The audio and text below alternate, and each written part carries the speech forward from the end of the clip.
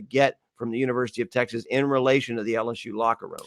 Well, I really sort of sent that request in on a lark, quite frankly. I said I had heard that there was an internal report out there, and almost for my own personal comedy, I said, let's just send in an FOI. Let's just see what happens.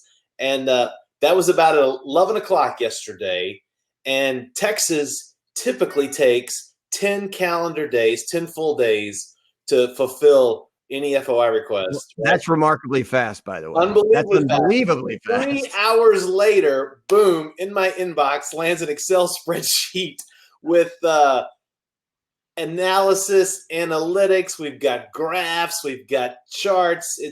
It was amazing. The bottom line is, according to the university's Excel spreadsheet, that the locker room was 69 to 72 degrees all afternoon at Roll Memorial. Now, I've dealt with FOIAs my whole career covering college football with the Ohio States and the Oregons of the world.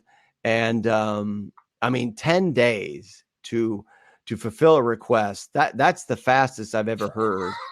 And right. What was remarkable about it, and maybe when I say this, you're going to say, don't shoot the messenger. And of course I am shooting the messenger here, but this is the first FOIA I've seen without a redaction on it, I might add. And you got it back in 3 hours.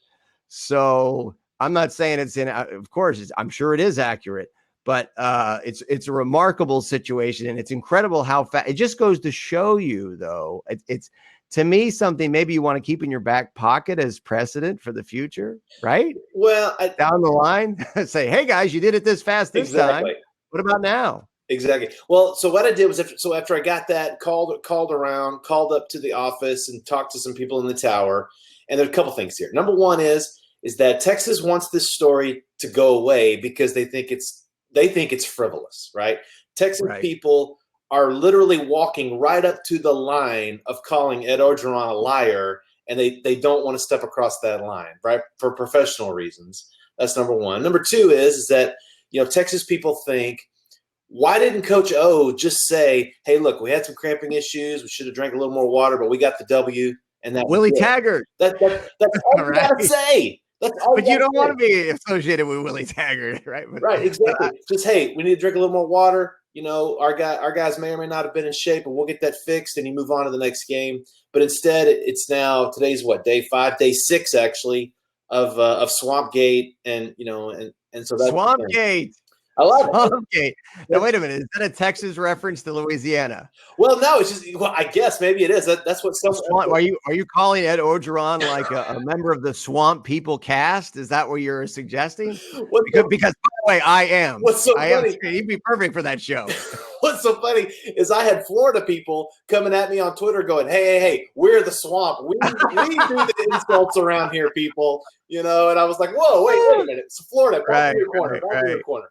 So nonetheless, the thing about Brooks, I'll tell you this, is that it number one is that for us, for the Horn, for those of us covering Texas, it's Rice Week. So this is a great distraction from that. But number two is that, it was a great environment. It was an awesome game. LSU was the winner. Kudos to them. And it's just, I don't like the fact that this is what we're talking about after what was a pretty awesome game, I thought, at the stadium. Yeah,